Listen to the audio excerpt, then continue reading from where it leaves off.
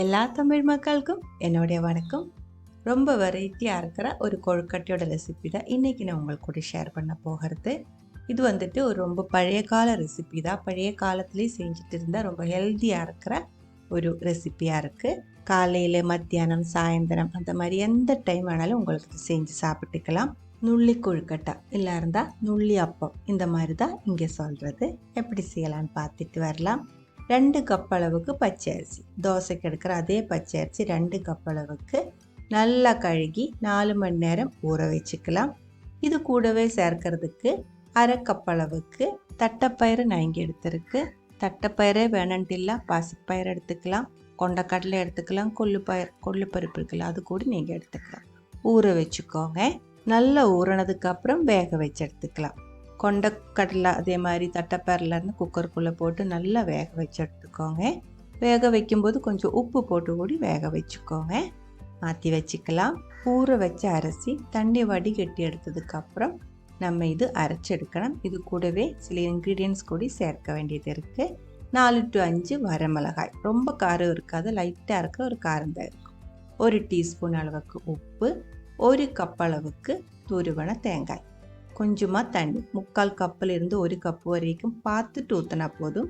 அது ஏன் அப்படின்னா இந்த மாவு வந்துட்டு நல்லா கட்டியாக இருக்கிற மாவாக இருக்கணும்.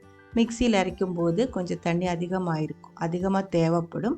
கிரைண்டரில் அரைச்சி நமக்கு இது கரெக்டாக கிடச்சிடும். நான் இப்போது மிக்சியில் தான் அரைச்சி எடுத்துருக்கு.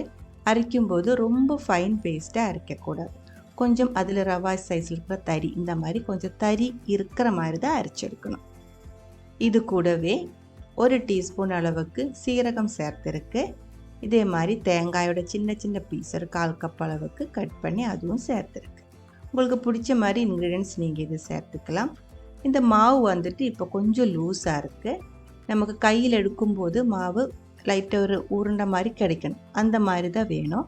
இந்த மாதிரி லூஸாக இருக்குது அப்படின்னா மட்டும் அரிசி மாவு, வறுத்த அரிசி மாவு இருக்குது இல்லைங்களா, இடியப்பத்துக்கெல்லாம் சேர்க்கறது, அது வந்துட்டு எவ்வளோ வேணுமோ அப்படி பார்த்துட்டு அதுக்கு தகுந்த மாதிரி போட்டு இதே மாதிரி மிக்ஸ் பண்ணிக்கோங்க. நான் இப்போ 1/4 கப் அளவுக்கு வறுத்த அரிசி மாவு கூடி சேர்த்து மாவு இந்த மாதிரி மிக்ஸ் பண்ணி எடுத்துருக்கு. நம்ம மாவு இதே மாதிரி கையில் எடுக்கும்போது நமக்கு இப்படி எடுக்கிறதுக்கு கிடைக்கணும். ஆனால் ரொம்ப கட்டியாகி போகக்கூடாது, ரொம்ப தண்ணி மாதிரியும் இருக்கக்கூடாது. கிரைண்டரில் அரைக்கும்போது உங்களுக்கு தேவைப்படாது, உங்களுக்கு கரெக்டான அளவுக்கு தண்ணி ஊற்றி அரைச்செடுக்க முடியும். அதெல்லாம் பார்த்து பண்ணிக்கோங்க. இதே மாதிரி குழிவாக இருக்கிற ஒரு பாத்திரத்துக்குள்ளே 5 கப் அளவுக்கு தண்ணி ஊற்றி கொதிக்க விட்டுருக்கு. அதுக்குள்ளே நம்ம முன்னாடி ரெடி பண்ணி எடுத்து வச்சுருக்கிற மாவு கையில் இதே மாதிரி சின்ன நெல்லிக்காய் சைஸுக்கு உருண்டையாக பிச்சு போட்டுட்டு இருக்கு. இந்த மாதிரி பிச்சு போடுறதுக்கு மலையாளத்தில் சொல்கிறதா நுள்ளி போடுறது அப்படின்ட்டு, அதனால தான் இதுக்கு நுள்ளி கொழுக்கட்டை அப்படின்ட்டு பேர் வந்திருக்கு. தண்ணி கொதித்ததுக்கு அப்புறம் தான் மாவு இதே மாதிரி நம்ம பிச்சு போடணும், அப்போ தான் ஒட்டாமல் கிடச்சிடும். நல்லா கொதித்ததுக்கப்புறம் கொஞ்சம் ஃப்ரெஷ்ஷாக இருக்கிற கருவேப்பிலையும் சேர்த்து கொஞ்சமாக உப்பும் போட்டு நல்லா மிக்ஸ் பண்ணி இது வேக விட்டுக்கலாம். மூடி வச்சுக்கோங்க. நல்லா கொதிச்சதுக்கப்புறம் லோ ஃப்ளேமில் இல்லை இந்த மீடியம் லோ ஃப்ளேமில் தீ அட்ஜஸ்ட் பண்ணி தான் நம்ம இது வேக விடணும். இடையில இதே மாதிரி நல்லா கலக்கி விட்டுக்கோங்க. கொஞ்சம் நேரத்துக்குள்ளே இது லைட்டாக திக்காயிடும். இதுவே நமக்கு இனிப்பாக இருக்கிற ஒரு ஸ்டைலும் செஞ்சு எடுத்துக்கலாம். அது வந்துட்டு நம்ம அரைக்கும் போது இதுக்குள்ளே காரம் சேர்க்கக்கூடாது. வரமிளகாய் சேர்க்காமல், கறிவேப்பிலை சேர்க்காமல், உப்பு எதுவுமே சேர்க்காமல் சர்க்கரை போட்டு நம்ம இது செஞ்சு எடுத்துக்கலாம்.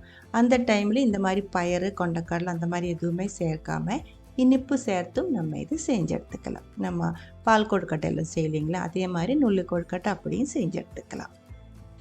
நல்லா கொதித்து கொஞ்சம் திக்காக வந்ததுக்கப்புறம் நம்ம வேக வச்சு எடுத்து வச்சுருக்கிற தட்டைப்பயிறு கூட நான் இதில் சேர்த்துருக்கு. மூடி வச்சு லோ ஃப்ளேமில் மறுபடியும் வேக விட்டு இருக்குது. அந்த தட்டைப்பயிறு, கொழுக்கட்டை எல்லாமே கலந்து நல்ல ஒரு டேஸ்ட்டாக இருக்கும். இதே மாதிரி நல்லா வெந்து திக்காய் கட்டியாகி வந்ததுக்கப்புறம் மட்டும் தீ கம்மி பண்ணி வச்சதுக்கப்புறம் அரை கப் அளவுக்கு கட்டியாக இருக்கிற தேங்காய் பால் கூடி ஊற்றியிருக்கு. நல்லா மிக்ஸ் பண்ணிக்கோங்க. அதுக்கப்புறம் உடனே தீ ஆஃப் பண்ணிடலாம். இந்த கட்டியாக இருக்கிற தேங்காய் பால் ஊற்றுறதுக்கு முன்னாடி உங்களுக்கு இது ரொம்ப கட்டியாகி போயிடுச்சு அப்படின்னா கொஞ்சம் கொதிக்கிற தண்ணி ஊற்றி இதோட கன்சிஸ்டன்சி அட்ஜஸ்ட் பண்ணி கரெக்டாக வந்ததுக்கப்புறம் மட்டும் கட்டியாக இருக்கிற தேங்காய் பால் அரை கப்லேருந்து 3/4 கப் வரைக்கும் நீங்கள் ஊற்றிடலாம். அவ்வளவுதான், நான் தீ ஆஃப் பண்ணிட்டேன். நுள்ளி கொழுக்கட்டை ரெடியாக இருக்குது. ரொம்ப டேஸ்டியாக இருக்குது. அதே மாதிரி ரொம்ப ரொம்ப ஹெல்த்தியுமாக இருக்குது. இந்த கொழுக்கட்டை எல்லாம் ரொம்ப பஞ்சு மாதிரி அந்த அளவுக்கு சாஃப்டாக இருக்கிற ஒன்று தான். கறி எதுவுமே தேவையில்லை. நம்ம இப்படியே சூடோடையே சாப்பிட்டுக்கலாம். பிடிச்சிருந்தா கண்டிப்பாக ட்ரை பண்ணி பாருங்கள். அதுக்கப்புறம் உங்களுடைய கமெண்ட்ஸ் எல்லாம் சொல்லிடுங்க. இந்த சமையல் பிடிக்கிற ஃப்ரெண்ட்ஸுக்கு மறக்காமல் ஷேர் பண்ணி விட்டுக்கோங்க. நீங்கள் இது வரைக்கும் நம்ம சேனலுக்கு கொடுத்துட்ருக்கிற சப்போர்ட்டுக்கு ரொம்ப ரொம்ப நன்றி. உடனே பார்க்கலாம் இன்னும் ஒரு ரெசிபியோட. அது வரைக்கும் வணக்கம்.